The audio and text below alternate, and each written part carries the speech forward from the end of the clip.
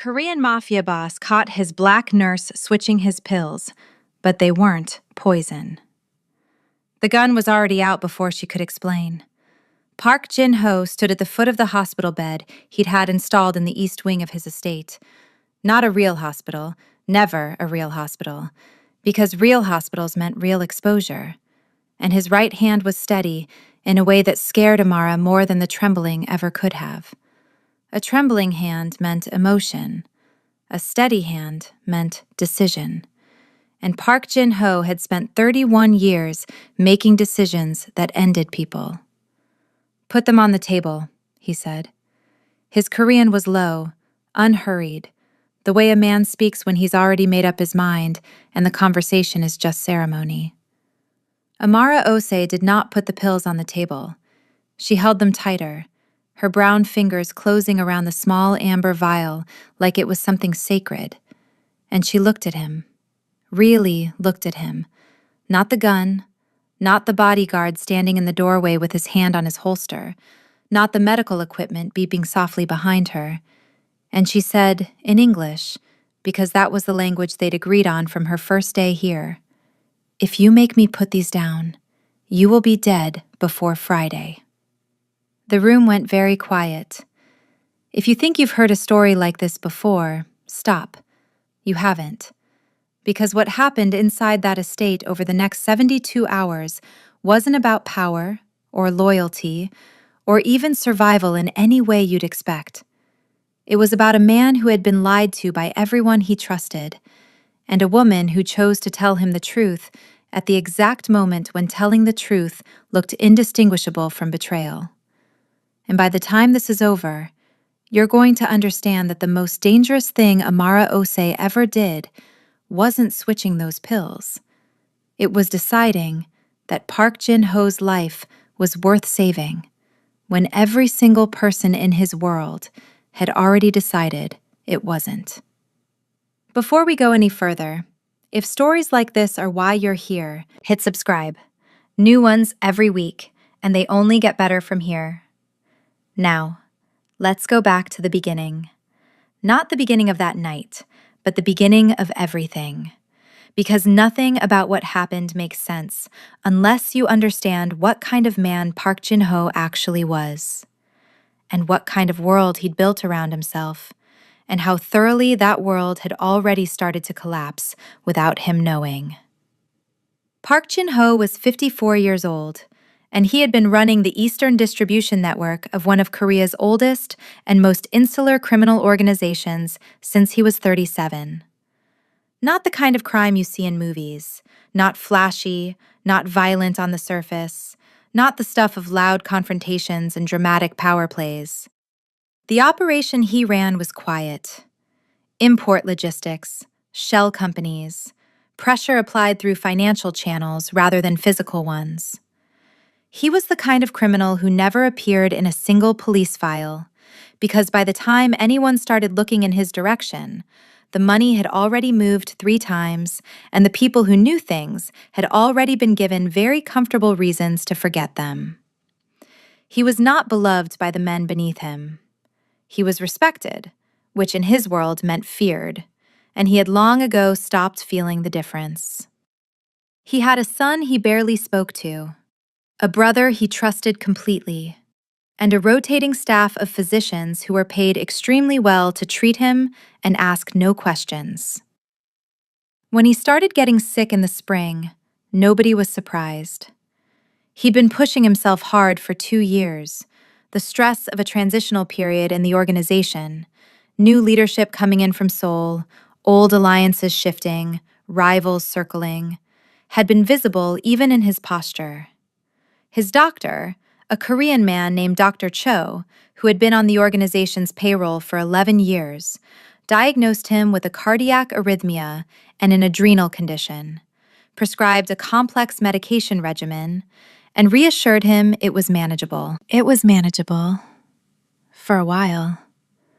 Then it got worse. And then it got strange, and then it got so strange that Dr. Cho, to his credit and to his significant personal terror, quietly suggested to Park Jin-ho that an outside specialist might be warranted. Not because he couldn't handle the case, because someone should handle the case who had no prior relationship with anyone in this building. That was how Amara came to be there. She was 31 years old, Ghanaian-born and British-trained, a nurse practitioner who had spent 4 years working in discreet, private medical care for clients who required both expertise and absolute confidentiality. Wealthy clients, politically sensitive clients, occasionally clients whose circumstances were legally ambiguous. She was not naive about who she worked for or why. She was also not corrupt. Those two things are not contradictory, though they can look that way from the outside. The agency that placed her at the Park Estate gave her a briefing that told her everything she needed to know about the medical situation and nothing that was strictly necessary about the client's background, because the agency operated on a policy of plausible deniability that served everyone involved, including Amara. She knew he was powerful. She knew he was not someone to cross. She knew the medication regimen was complicated and that her job was to administer it, monitor his vitals, and flag any concerns to Dr. Cho. She did not know, in her first weeks there, what she was actually walking into. The estate was large and cold in the way that spaces are cold when they've never really been lived in. Beautiful, objectively, architecturally beautiful, but without warmth. Without the small, accumulated clutter of actual human habitation. Park Jin-ho moved through it like a man moving through an office, functional and purposeful, occasionally pausing to look out a window at the garden his late wife had designed, and which he'd maintained without changing a single plant, because that was the only act of preservation he'd allowed himself. His name for Amara in those first weeks was the nurse. Said to his staff as though she weren't present, never impolitely, but never personally. She was a function, like the medication itself, like the twice-daily blood pressure readings she recorded in a logbook that Dr. Cho reviewed remotely each week. She noticed on her third day that something was wrong with the timing of his symptoms. This is the part that matters, so pay attention. The medication schedule was tight. 4 different prescriptions, each with its own administration window, each designed to work in concert with the others. Amara was experienced enough with complex cardiac cases to know what the symptom progression should look like. Initial stabilization within the first week, gradual improvement across the first month, maintenance phase after 6 weeks. Park Jin-ho was not stabilizing. He was getting incrementally worse. And he was getting worse in a pattern that didn't match the diagnosis. She said nothing to anyone for 2 weeks while she watched. In those 2 weeks, she noticed 3 other things. First, Dr. Cho's remote check-ins were becoming shorter and more perfunctory. Second, the medication deliveries came not through a pharmacy, but through a man named Mr. Blak, who reported to Park Jin-ho's younger brother, Sung-min, and who brought a sealed case each Monday morning without ever producing documentation. Third, Park Jin-ho had begun to show symptoms that weren't on Dr. Cho's list. A very particular kind of fatigue, occasional confusion in the evenings, a subtle but observable decline in kidney function that she could see in his coloring and in the results of the blood work she drew weekly. She'd seen those symptoms together before. Not with a cardiac patient, with a patient in London who had been brought in from overseas, half conscious, whose family had spent 3 days insisting he had a pre-existing heart condition until a toxicology screen had told a different story. Amara went home to her room that night, a small, well-furnished room off the medical wing because live-in care was part of the arrangement, and she lay on the ceiling and thought about what it meant to be right about what she suspected. If she was wrong, she was an overeager nurse projecting a dramatic diagnosis onto a man with a legitimately complicated cardiac case, and the consequence was professional embarrassment. If she was right, she was a woman who had stumbled into the middle of something she was never supposed to see, working for a man who could not be allowed to live according to the plans of at least one person very close to him. She decided to find out which it was. The research took her 4 days. Careful, methodical, done in the small hours of the night on a personal device she kept disconnected from the estate's network. She wasn't looking for anything dramatic. She was looking for the specific combination, the specific interaction that could produce the symptoms she was seeing if introduced slowly, over time, at doses low enough to look like the side effects of the legitimate medications already in his system. She found it on the 4th night, and when she found it, she sat very still for a long time before she allowed herself to move.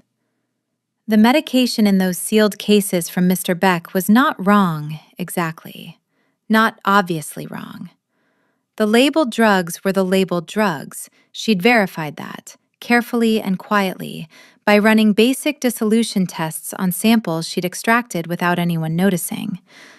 But there was a 5th compound, something that shouldn't have been there, something that, in the doses that appeared to be present, small, careful doses calibrated for accumulation rather than immediate effect, would not show up on any standard cardiac workup, but would, over the course of 3 to 4 months, cause progressive renal failure that would look completely consistent with the kind of deterioration that could reasonably be expected in a man of his age, with his cardiac history and his stress levels.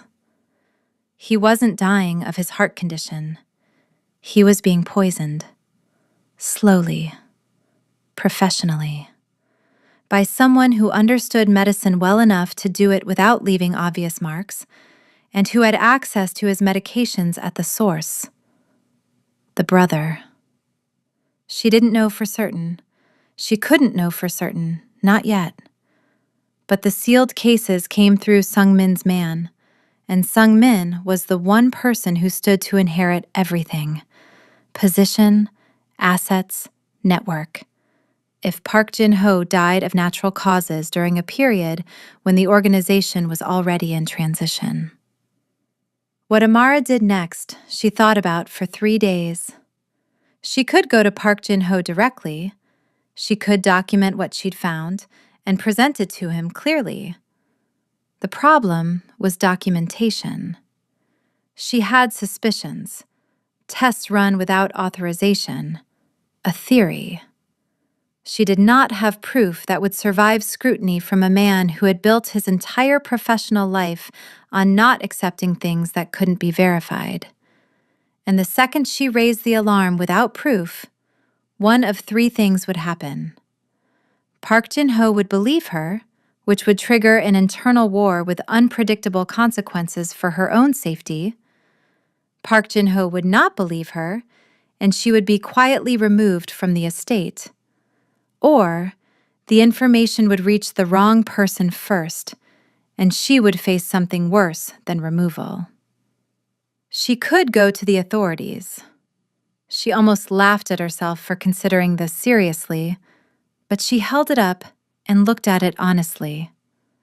She had no legal standing, no formal documentation, no chain of custody on her samples. She would be exposing herself as someone who had knowingly worked for a criminal organization's medical staff.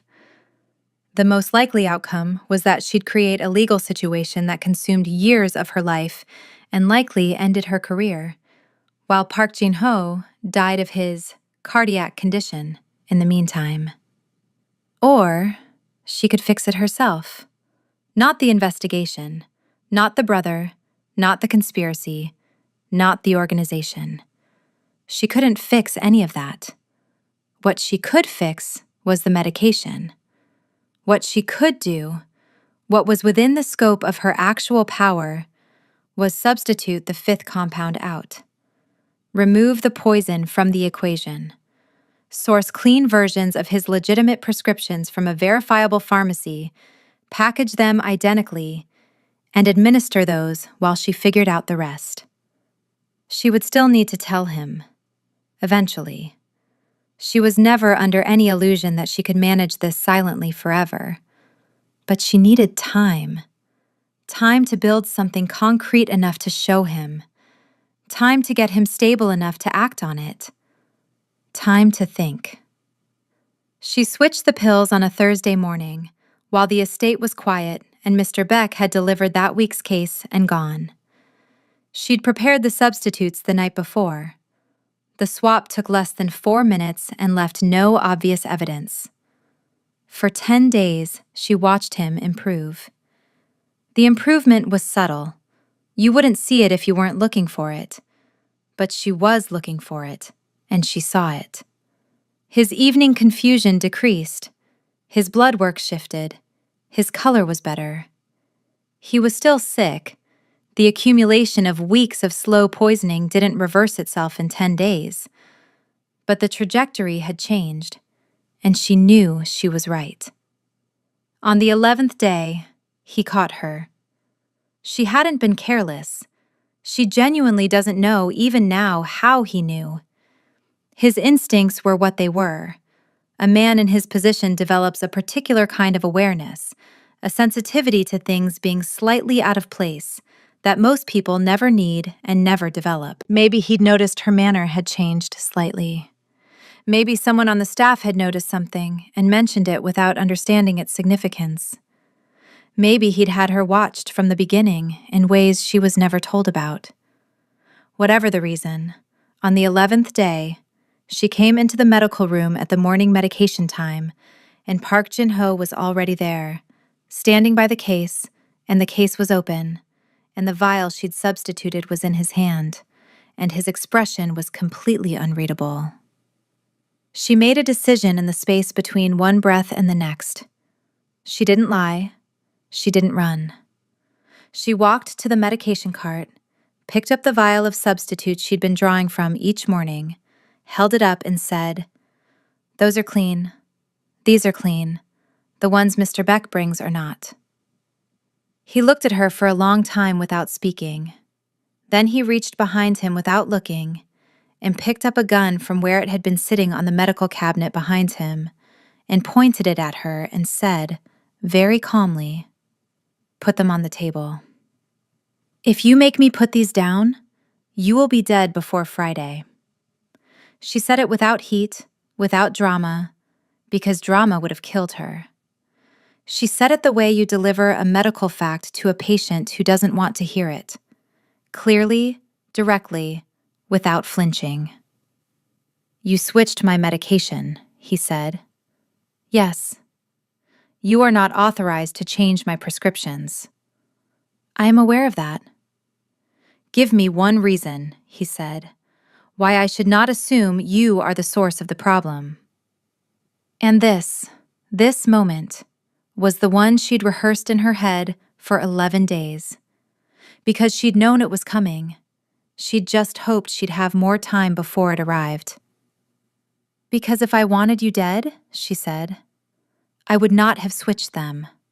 I would have watched you die and gone home after my contract ended, and no one would ever have known. I switched them because the accumulation was already causing renal damage that will become irreversible within weeks if it continues, and because the only person who benefits from your death is the one person you haven't suspected." He did not lower the gun. "Sung-min," she said, not a question.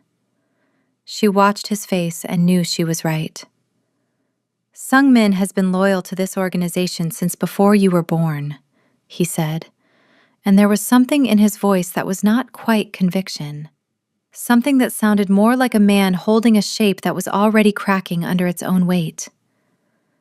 "Mr. Beck answers to Sung-min," she said. "The medications come from Mr. Beck.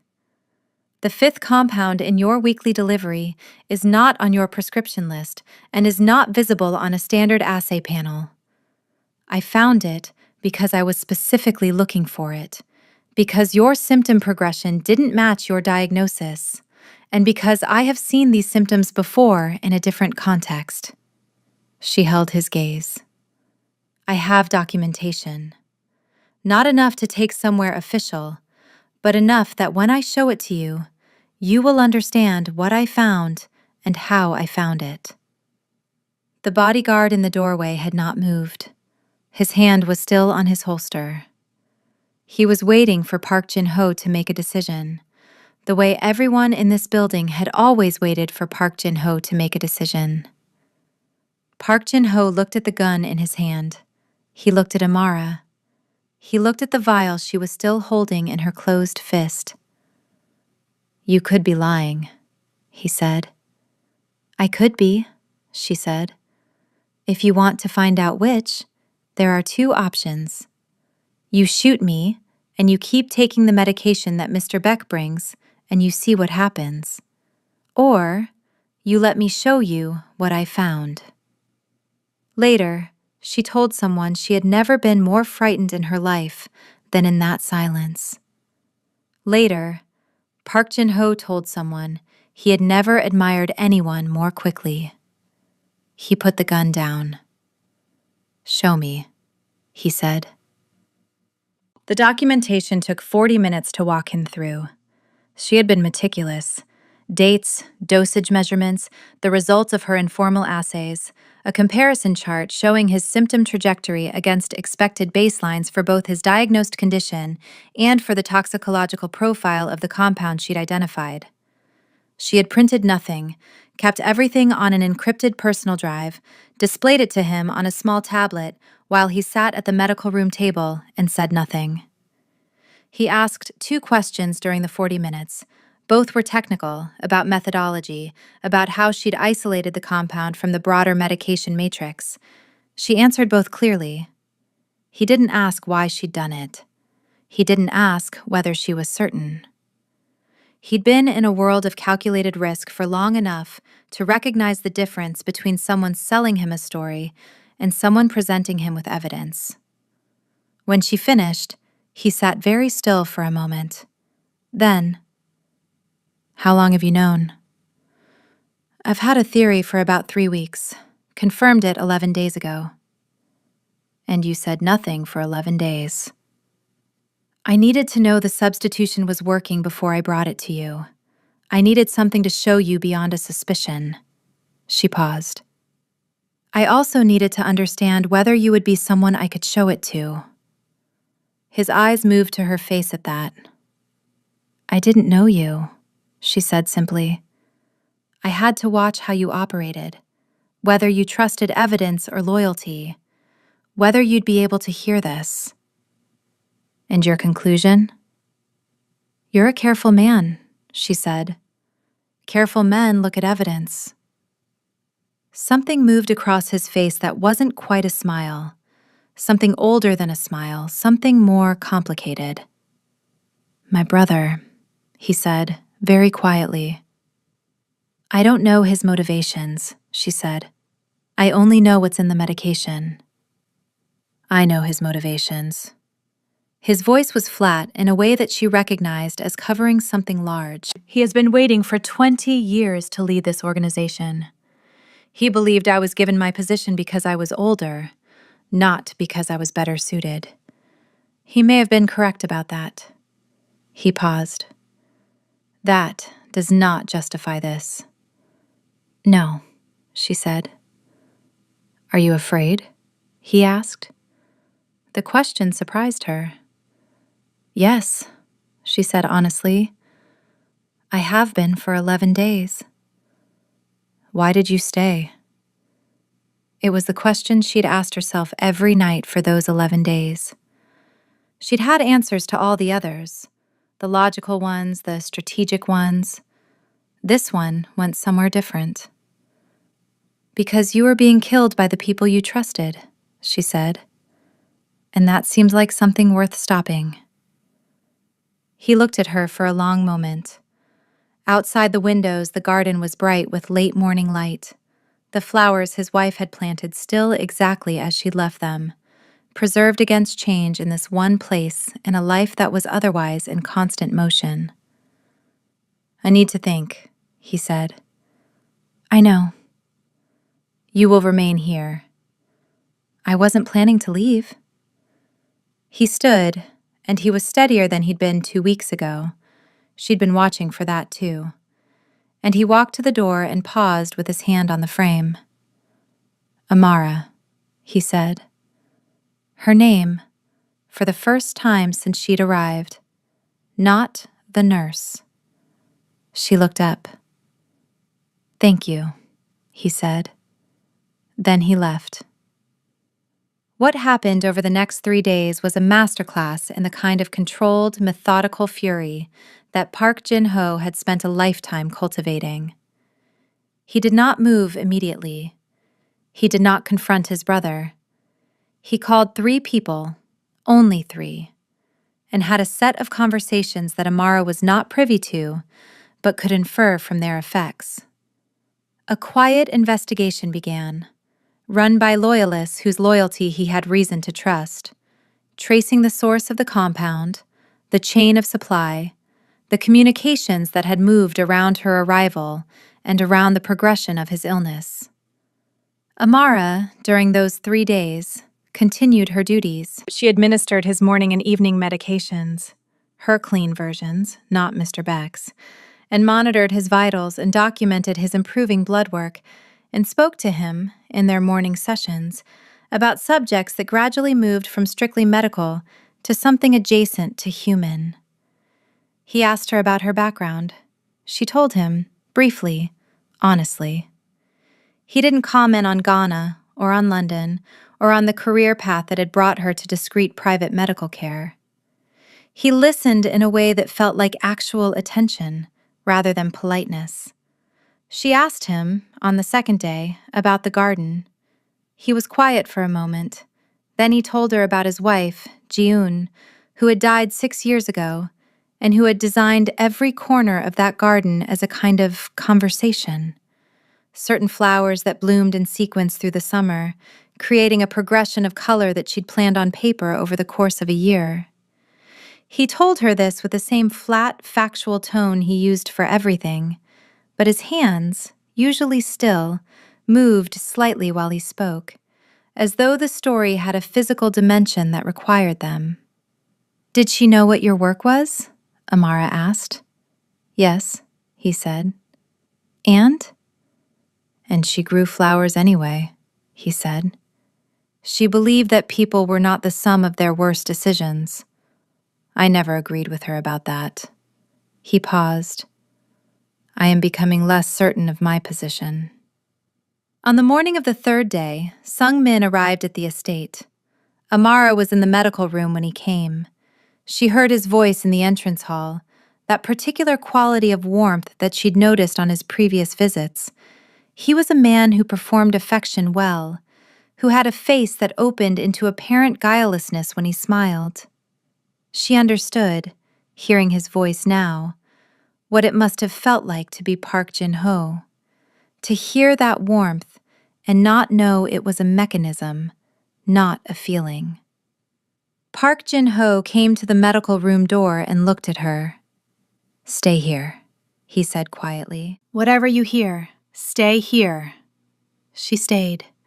She heard the conversation through the closed door and through the walls, imperfectly, in fragments. Sungmin's voice easy and warm for the first few minutes, then a shift in the room's acoustic. Not louder, but different. The way sound changes when 2 people stop performing and start actually speaking to each other. Then a long silence. Then Sungmin's voice, lower, and something in it that was different from everything she'd heard from him before. Stripped of the warmth, or whatever the warmth had been covering. Then Park Jin-ho's voice, very quiet, in Korean, and she didn't catch the words, but she understood the tone perfectly. It was the tone of someone who has already made a decision and is simply informing someone else of it. After a while, the voices stopped. Footsteps, a door, then quiet. Park Jin-ho came back to the medical room alone. He stood in the doorway. He looked very tired, in a way that was different from the fatigue the poison had caused. That had been physical depletion, the body failing. This was something else, the specific exhaustion of having faced something you'd spent years not looking at. "He didn't deny it," he said. Amara said nothing. "He felt I had held him back," he said. "For 20 years. He felt the organization should have been his, and that I had used my position to prevent his advancement. He paused. He may have been correct about some of that. That doesn't, she started. I know, he said. I am not defending him. I am trying to understand him, which is a different thing. He crossed to the chair by the window, the one he always sat in for morning monitoring, and sat down heavily. I spent 20 years being afraid of what Sungmin wanted, so I managed him instead of trusting him. He spent 20 years being managed instead of trusted, so he decided to take what he wanted. He looked out at the garden. We did this to each other. Amara sat down across from him in her chair, where she sat every morning with a blood pressure cuff and the logbook. What happens now? She asked. There are processes, he said. In the world I operate in, there are processes for this kind of betrayal. They are not pleasant. He looked at her. He will not be harmed, he said, as though answering a question she hadn't asked. That was my condition. I will not... He stopped. Ji-yoon believed that people were not the sum of their worst decisions.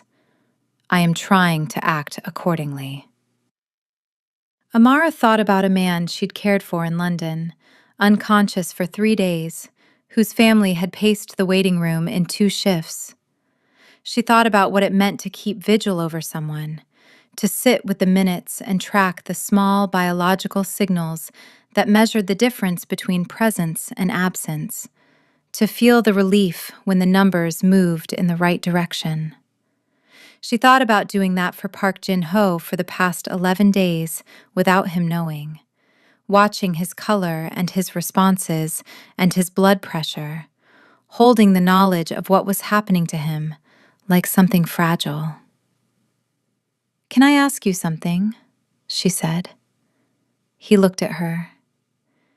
If I had told you on day 1, she said, when I first suspected, before I had documentation, would you have listened? He thought about it honestly, which she appreciated. No, he said. Probably not. I would have found a plausible reason to dismiss you. He paused. That is not a comfortable thing to admit. I know, she said. That's why I waited. You read me correctly, he said. I read you the way I read patients, she said. I pay attention. It's my job. Is it still your job? He asked. You are not contracted to be a strategist or an investigator. No, she said. But you were sick, and someone was making you sicker, and I am a nurse. I treat the problem in front of me. That's not strategic. That's just what I do. He was quiet for a moment. My son, he said, apparently from nowhere. She waited. He is 26 years old. He works in architecture. He has nothing to do with any of this. He paused. I have protected him from it very carefully, which means I have also kept him very far away. He looked out the window. When June was alive, she was the bridge between us. Since she died, we speak infrequently. He is polite. I believe he is afraid of me. He turned back to Amara. I would like to change that. Then change it, she said. The directness surprised him, she could tell. You're getting better. You have time. Use it for something different. People like me do not simply change, he said. People in general do not simply change, she said. But they change anyway, when something big enough happens. You've just had something big enough happen. She paused. Your brother tried to kill you, and a stranger chose to save you. That seems like the kind of thing that rearranges the furniture. He laughed, a short, startled sound, like something that hadn't been used in a while and needed warming up. Then it softened into something that was almost warmth. Rearranges the furniture, he repeated. I'm Ghanaian British, she said. My mother would say something much more colorful, but I'm at work. He laughed again, less startled this time. In the weeks that followed, Park Jin-ho's health continued to improve. The kidney function normalized, the cardiac symptoms stabilized on the clean medication regimen. He gained weight, his coloring became normal. Amara kept the morning monitoring sessions, kept the logbook, kept documenting the trajectory, watching the numbers move in the direction they were supposed to move. The organization's internal processes handled Sungmin quietly, as Park Jin-ho had said they would. Mr. Beck disappeared from the Monday delivery schedule. A new medication arrangement was established through Dr. Cho with full pharmaceutical documentation. Amara was consulted on the protocol, which she took as meaningful. Park Jin-ho's son, Jae-won, came to the estate 3 weeks after the confrontation. Amara only saw him briefly, in passing, a young man with his father's careful eyes and a visible nervousness around his father that he was trying to manage with professionalism. She watched Park Jin-ho with him in the entrance hall and saw something she hadn't seen on Jin-ho's face before. Something tentative, something that was trying hard not to perform and not entirely succeeding, but trying. On Amara's last day, her contract was a 3-month arrangement that had always had a defined endpoint. Park Jin-ho walked her to the car himself, which the staff noticed and which clearly surprised them, though none of them said so. At the car, he handed her an envelope. Additional compensation, he said, for services beyond the contract. She didn't open it. That's not necessary. It is not about necessity, he said. It is about accuracy. What you were paid to do and what you actually did are different things. The compensation should reflect the actual work. She put the envelope in her bag. How is your son? She asked. We have another meeting scheduled for next week, he said. Lunch. In a restaurant, not here. His suggestion. I accepted. He paused. It is a beginning. It's more than that, she said. He looked at her in the way he'd looked at her in the garden on the second day, when she'd asked him about Ji-yoon, with something that wasn't quite sentimental, because Park Jin-ho was not a sentimental man, but that was in the neighborhood of sentiment, the closest he could get to it. I want to ask you something, he said. She waited.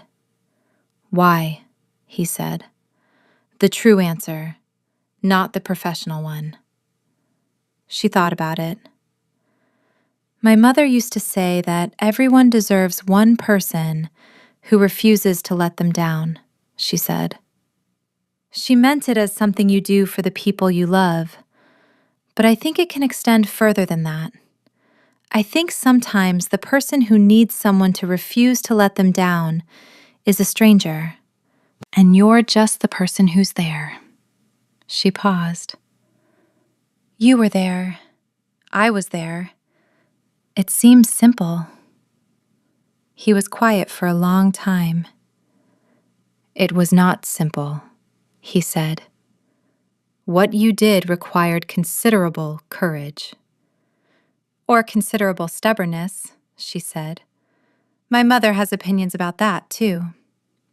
He almost smiled, a full one this time, not the half expressions she'd cataloged over 3 months, but something more complete and more vulnerable. Be safe, he said. You too, she said. Take your medication. Amara. Her name again, deliberate in his mouth the way it had become over 3 months, not formal, not clinical, just her name as a thing that meant something specific. This person, this particular person who had done this particular thing. She looked at him. "I will not forget this," he said. She believed him. The car pulled away. In the mirror, she saw him standing at the gate, not posturing, not performing, just standing and watching until the car was out of sight. Beside the gate, visible over the estate wall, the tops of Ji-yoon's garden were still in the late morning light, the last of the summer flowers still holding against the season.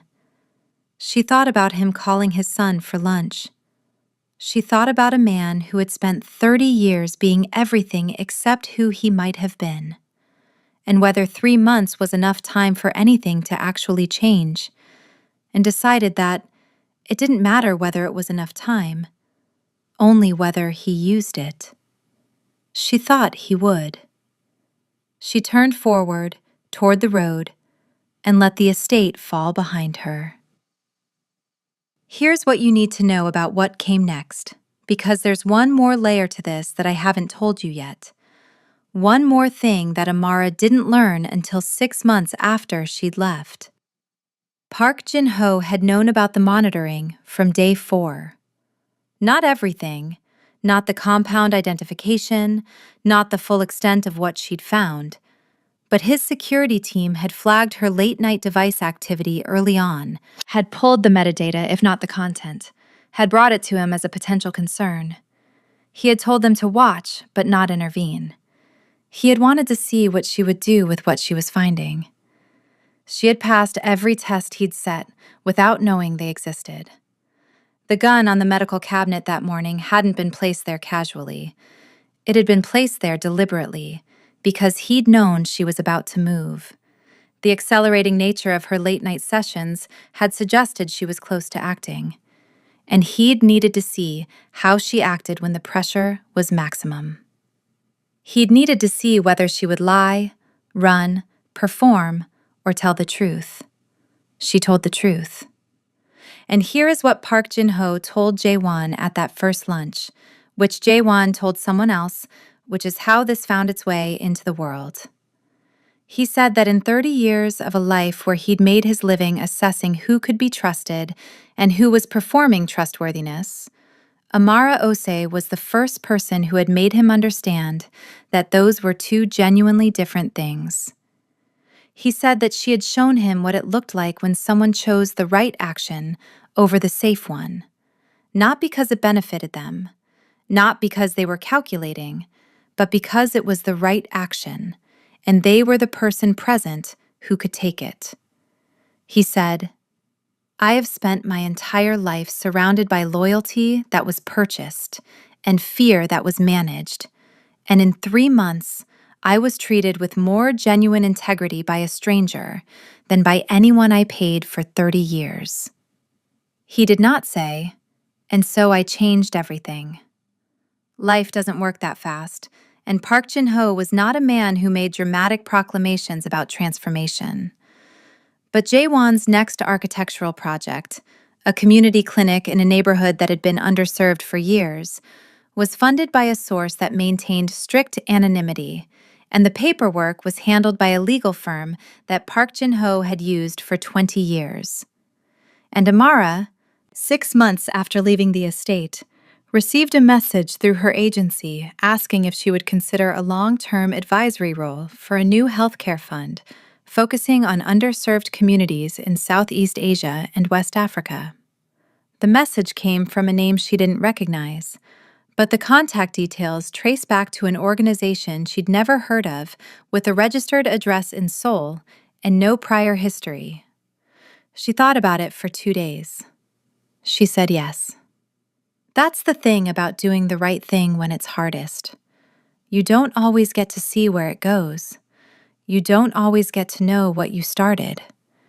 You just make the decision in the moment when the decision is in front of you, and you live with it.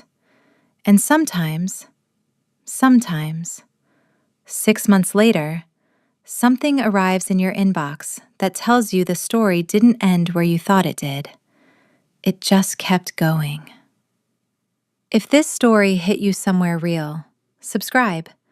We're telling stories like this every week. Human, complicated, and never quite what you expect. And if there's a story in you that you think the world needs to hear, tell me in the comments. I'll be reading every single one.